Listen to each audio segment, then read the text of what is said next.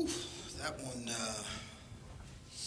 was as tough as it comes. I think got a lot of respect for Illinois, their players and how they play, and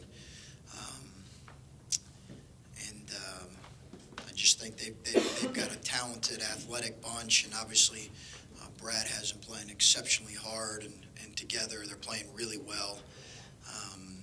So to respond like we did, being down, was really important for us, and we knew it was going to be a game of some runs and a game of imperfection, and we kind of went into it understanding that. So having a resilient approach was really important, and the guys did that. They deserve a lot of credit.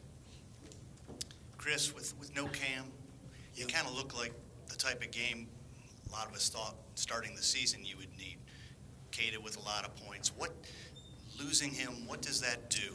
Specifically, what changes and what had to change today? Well, against them, what it does is it eliminates, a little bit your depth a little bit. Cam's playing, I think, about 22 minutes a game. But he's so efficient with time and space from 15 feet or behind the three-point line. So it eliminates a guy that is, you really have to know where he's at. And in their defense, the way they play, they give you some open shots, and they do such a great job scrambling out. But I just think maybe could he have gotten the 6 or 8 points off of a one more type of an opportunity. That's what I think we would have missed. Did you have to talk to Keita? I mean, now a little more on his shoulders. I know that they deflect that kind of talk, but he is going to be expected to have to do more, I would think. No, because I think we're going to have to do more collectively. I don't know that it'll all be on Keita. I get your point there, but I think it's going to be us collectively. This is a type of game where it's really a player's game, the way Illinois plays, because they force you to make plays. They force your best players to make plays. And in a lot of ways, your guards to make plays. And that's not necessarily a strength of our group. I thought CJ really responded well. But I think we're just going to have to be a little bit better until Cam returns. Coach, with Cam out, what are you looking to get out of Musa Jallow? And then what went into your decision to start Andre over Musa? Yeah, I think Musa gave us really good minutes today. I think he gave us a good defensive approach. He was aggressive and active. I was really pleased with Musa. His minutes are going to probably increase a little bit during this stretch. We just want him to be him, be ready to make open shots, be ready to be aggressive, come in, give us a great defensive presence.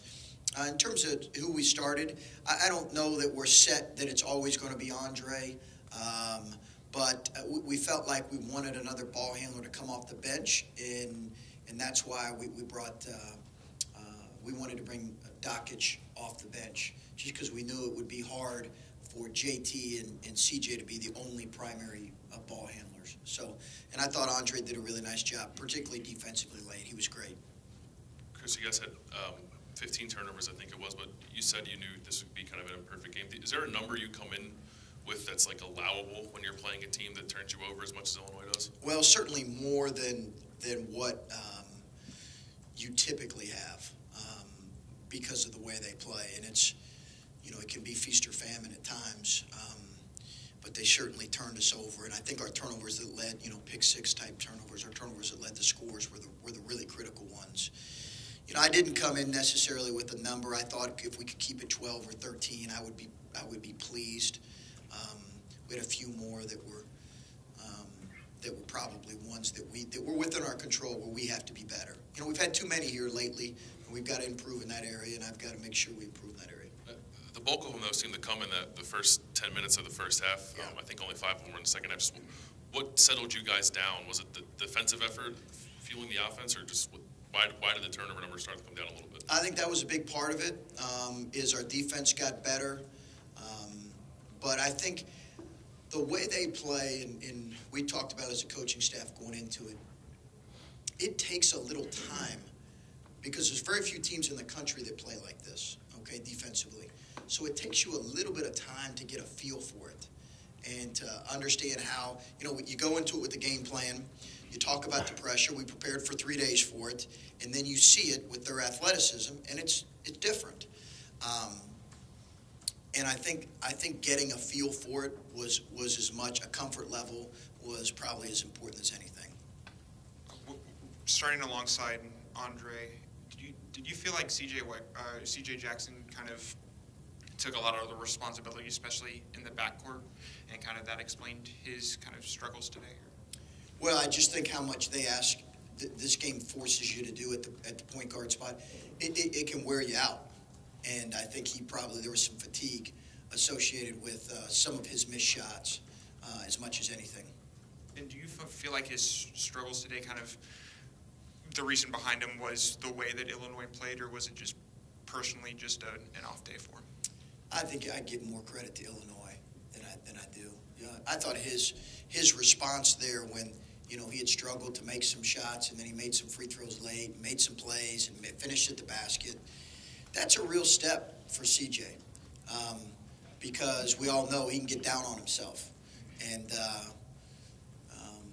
when you're playing with kind of one point guard, and in some ways he's as comfortable off the ball as he is with the ball in his hands. And then Andrew, I have 2 point guards with he and Andrew, and although we started kind of JT at the point, that's a lot for him, and I thought his ball handling improved as the game went on. If I can ask, when did you know that you weren't going to have Cam available today? Good question. I think it was something that we were in the process of kind of deciding on really the last couple days, but Saturday, I think we knew for sure, Saturday night, exactly kind of what all that was going to look like. Is the door open in your mind for him to be back imminently, or how would you, if I can ask, how would you characterize that? Well, we expect him back at some point, but it's really going to be kind of a day-to-day decision. And at this point, he needs to do some things, and we need to have more conversations. And until I feel comfortable with that, I don't expect him to play. But it'll be a day-to-day situation. On top of, You go back here with Clay. Are you going to Purdue without him? I would not make that decision yet. That'll be something we'll look at here in the next day or two, whether or not we'll go to Purdue. Right now, the plan is to go there with him, but that doesn't necessarily mean he's going to play. It's kind of a day-to-day situation right now. So not necessarily long-term. That's up to him, I guess. Huh? Yeah. Well, it's up to us to make a decision on that and how he responds. But I expect him to play again for us this year. I expect him to. On top of adjusting rotations and playing time and things, but what is a loss like that at this point of the season when it's been such a tight unit? What does that do to a locker room? What does that do to the guys that are counting on each other right now at this point of the season? Well, I think Cam and everyone was disappointed, Cam included, and because, listen, this is special what this group is doing right now. I mean, this is special. I don't ever want to take that for granted. So to have a little bit of a hiccup with a guy who's been really a big part of it, he's been an important part of it, I think is frustrating. It's disappointed. I know he's frustrated and disappointed. And, we'll see how he responds. But I give our guys that played today and everybody that was there a lot of credit for, being able to gut this one out. But we'll see how it impacts us moving forward, and we'll see how quickly, we decide to have Cam back. Kind of going off of that. Oh, sorry.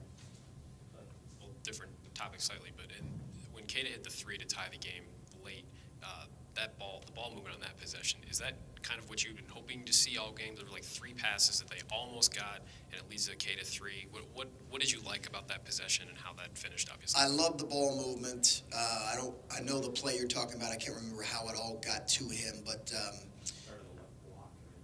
yeah, I loved the ball movement.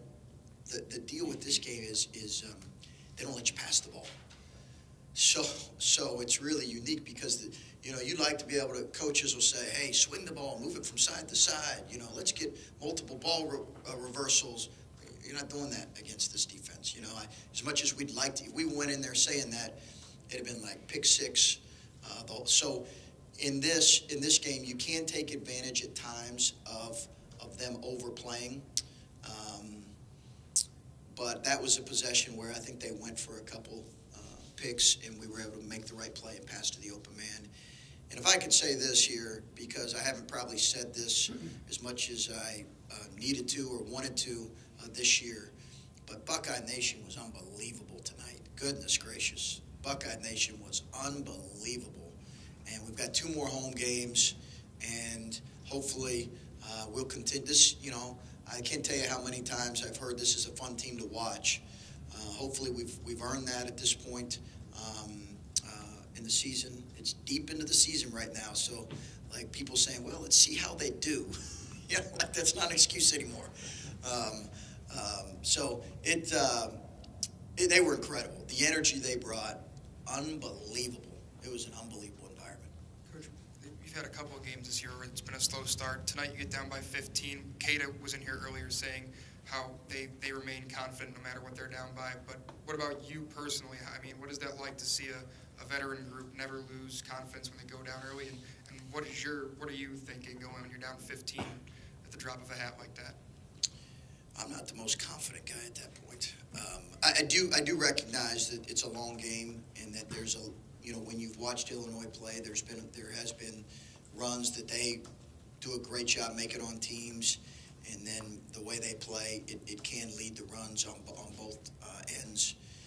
I just didn't think we had enough life to us defensively, but give Illinois credit. But having said that, we do have a pretty poised, confident group. I'm confident in their ability to respond. We know the game's not all, it was a game of imperfection. We knew that going in. And I think they have felt that comes going through a lot of stuff together, I think, and winning games where you're down. And we've done that a lot this year, where we've been down at some point and we have come back and won. And I think that's where a lot of that confidence comes from. They've done it a handful of times for sure. That first half response has been talked about, but the second half, you guys went down by 4 again. Yeah. Just what your thoughts on were the response there, how your team dealt with the physicality. It seemed to ramp up at that point. Just your thoughts on how they responded and came back there.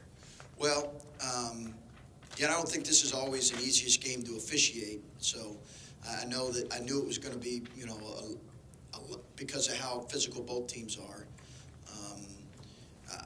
I thought our guys responded in that moment to how the game was being called. And again, I give them a lot of credit because you're sitting with a 4-point deficit with 6 minutes to go, 6.5 maybe, and we had just gotten the technical and they got the ball back and we lost possession. So there's a moment where you can feel sorry for yourself, and if you do that, it's going to lead to another poor possession. And coaches have to do that too. Listen, it's an emotional game for us too, and I had to make sure my emotions were in check as much as possible, yet at the same time communicating how strongly I felt to the officials. How hard is that for you to keep your emotions in check? It's not the easiest thing, and I haven't always done it well, and particularly early in my career. Thank God there weren't many TV cameras at Gardner Webb back in the day. That's a good thing because I was not the most poised coach. So I think it's a process you try to go through because it's an emotion. We got a lot invested in this, and this was an important game for us in a lot of ways, but also important because we have a really difficult closing stretch in front of us. Coach, the game's finally here. You guys are traveling to Purdue to take on the number 3 team in the country with a chance to reclaim first place in the Big Ten with just a few games left. What are your initial thoughts on Purdue, and how are you guys going to be playing it for them this week in practice? We have the utmost respect for them, utmost respect for Purdue and for the job that Coach Painter and his staff have done and how they've assembled that team in the last few years. Purdue's been good for a number of years. Really, Purdue's been good for most of Matt's tenure.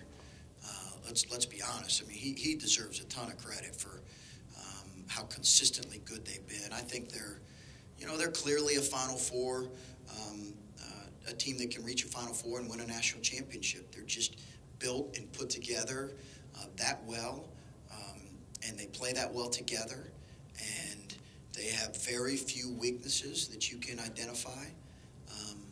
But outside of seeing them, just as a casual observer, we've not spent a minute on Purdue.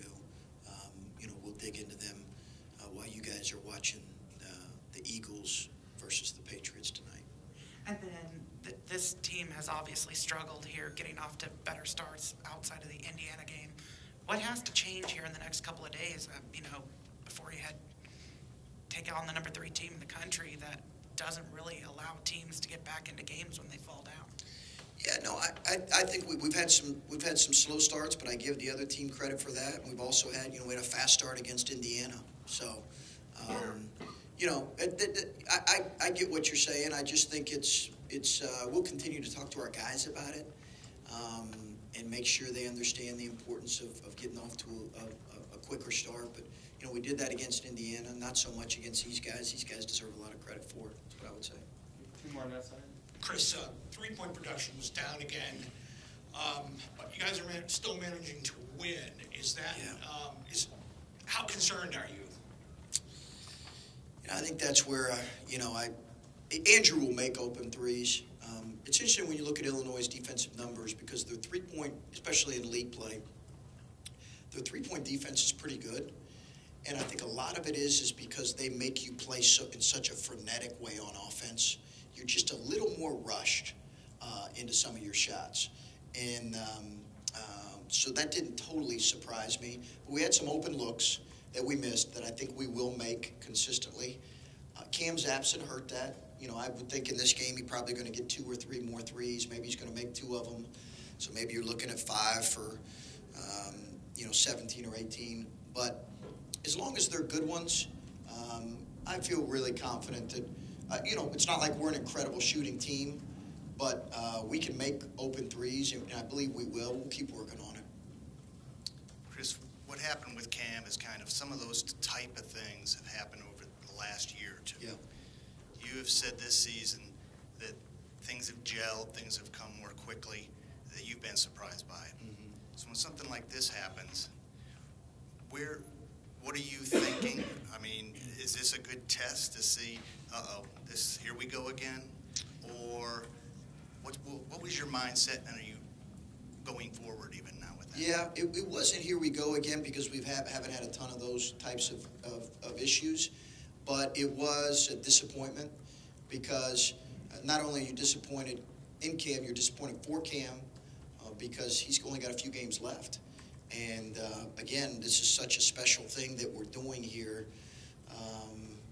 and you want him to be a part of it. But young people are young people, and I'm always reminded of this as a coach that